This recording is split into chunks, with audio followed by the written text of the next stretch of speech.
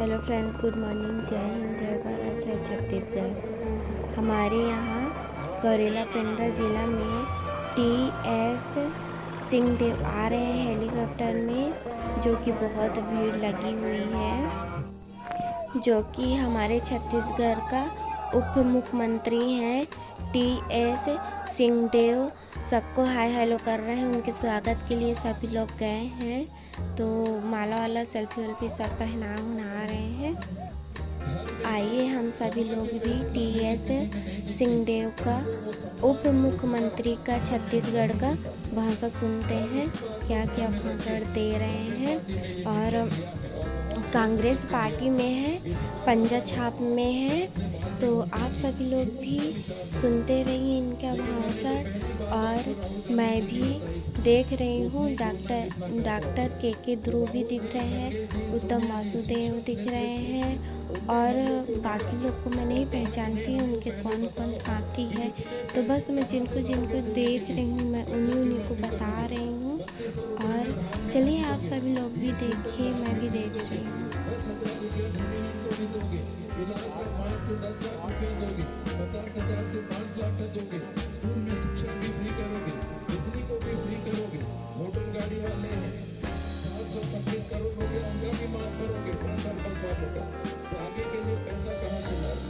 तो जब तक हम लोगों ने जानकारी, विश्वसनीय जानकारी दिल्ली में हमारे पार्टी के उच्चतम आर्थिक विशेषज्ञ हमारे फाइनेंस के ज्ञाता है, उनके तक भेज कर वहां से सहमति नहीं कराई, तब तक हमने घोषणा नहीं की थी। क्योंकि राहुल जी का साफ कहना है कि झूठ नहीं बोलना, वरना हटाए जाओगे। साथ में ये भी है मुख्यमंत्री मंत्री हटाए जाओगे, बोल दिया तो करना है। मान के चलिए कि जो 15,000 रुपए साल की महिलाओं को मिलेंगे, ये सोच समझ के और महापौर की घोषणा हुई है। कई दिनों तक इसके पीछे लग के हम लोगों ने जानकारी तैयार की है कि हम दे पाएंगे कि नहीं दे पाएंगे। और महिलाओं को आर्थिक रूप से सशक्त करके समाज में बराबरी के दर्जा की ओर आगे बढ़ाने की दिशा में एक बड़ा कदम उठाया है। और दिवाली के दिन इसकी घोषणा हुई, लक्ष्मी जी के साथ जोड़ के इसकी घोषणा हुई, महिला की लक्ष्मी जी के साथ जोड़ के घोषणा हुई, धन के साथ जोड़ के इसकी घोषणा हुई, आपके आर्थिक सशक्तिकरण को ध्यान में रख के इसकी घोषणा हुई। और कांग्रेस पार्टी इसको भी करके देगी।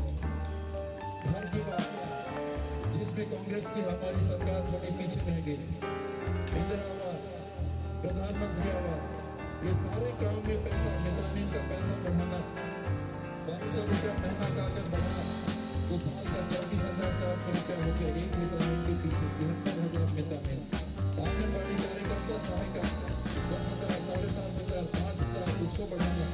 पेंशन नहीं बढ़ा, लेकिन 350 से 500, जिसको 600 मिल रहा था उनको 1,000। इन कारणों से घर वाले में हमारा पैसा थोड़ा पीछे, लेकिन चुनाव से पहले सरकार ने फैसला किया कि अब हमारी आर्थिक स्थिति में ये है कि हम घर का पैसा देंगे।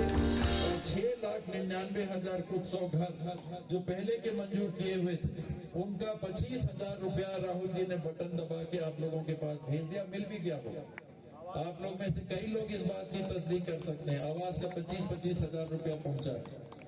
और बतौर जुर्माना कि हमने अगर देरी की तो सर्वे में कई लोग घर छूट गए थे, तो 47,090 और घर जो छूट गए थे उनके यहाँ भी 25,000 पहुंचा दिया।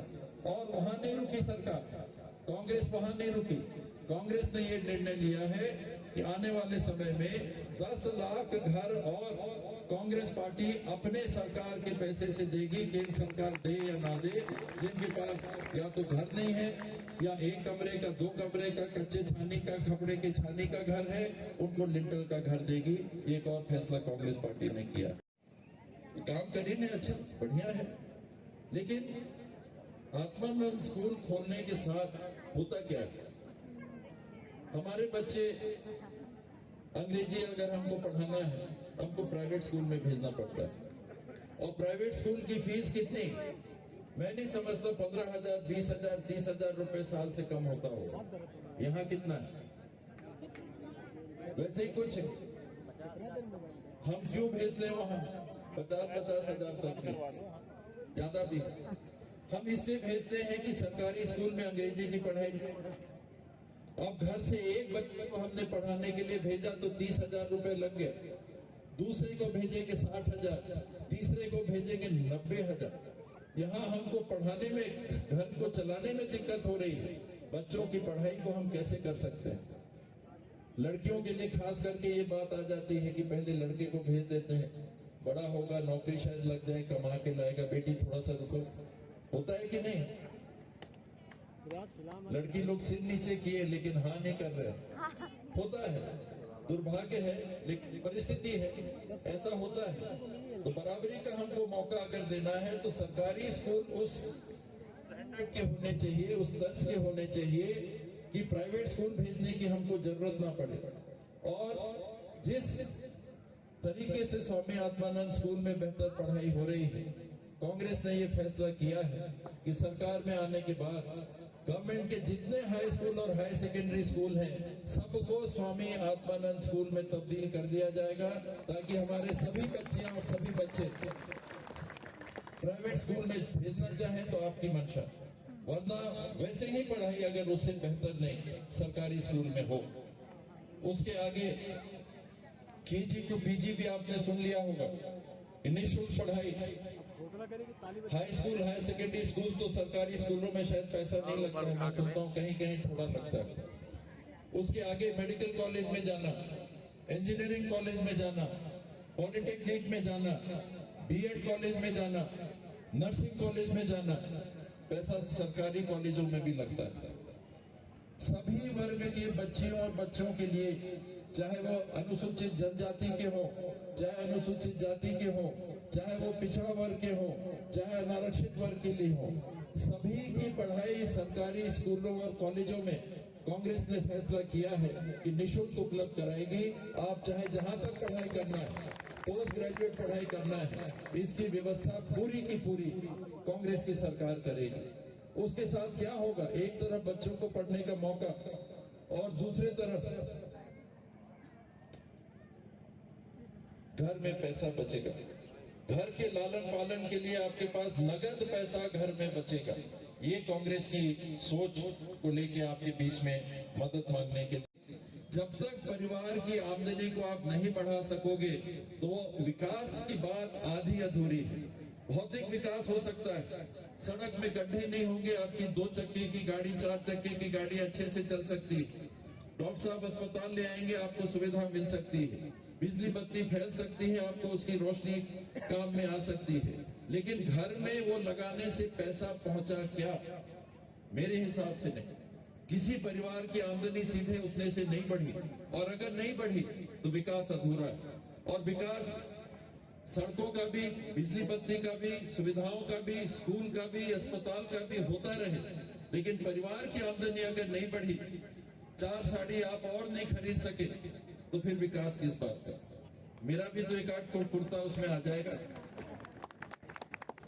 भाई परिवार की आमदनी बढ़ेगी तब ना विकास हुआ, नहीं तो भाषण है।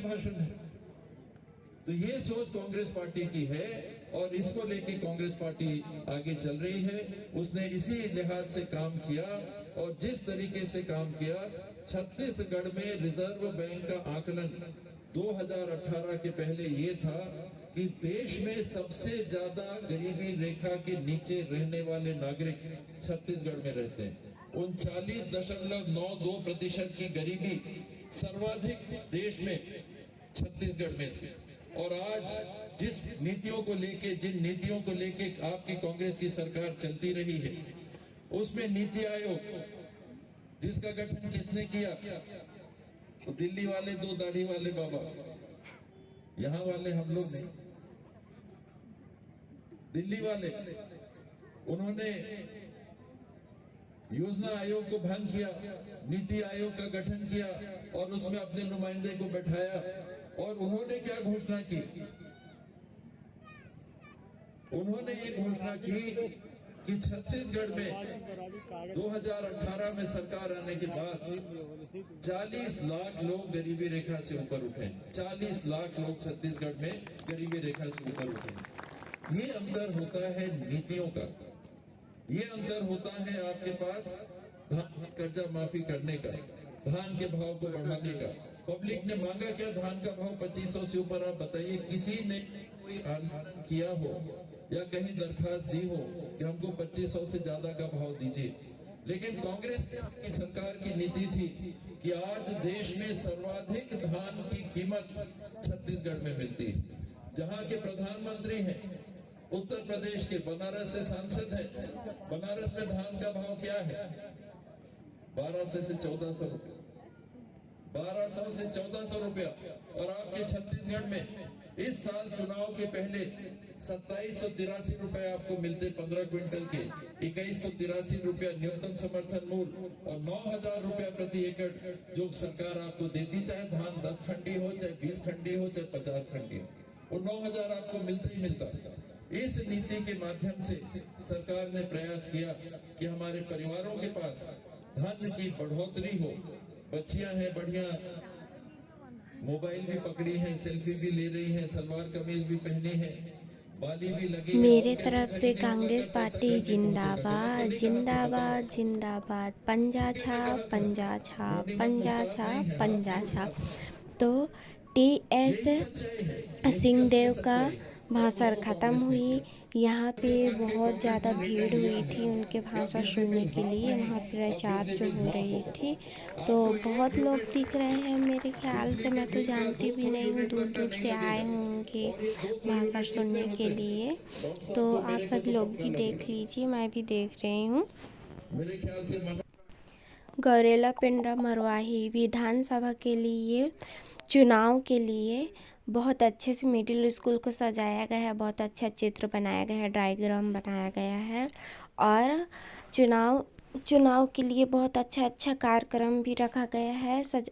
बहुत अच्छे से सजाया भी गया है, कार्टून बना के भी। ये बाजा है, फूल है, टोकरी में धान, बेलपत्ती, फूल और बहुत सारा चीज़ है, सुपा भी है, लकड़ी भी है और बहुत सारी चीज़ हैं जो कि मैं नहीं जानती हूँ बोल नहीं पाती हूँ। ये मोर बहुत अच्छे से बना हुआ है और ये हाथ का इंडिया का छाप देख लीजिए कि पहले केसरिया कलर का, फिर सफ़ेद, फिर हरा। ये वोट वाला देने वाला है। जिसको मेरा वीडियो पसंद आए प्लीज़ ज़रूर लाइक कीजिएगा।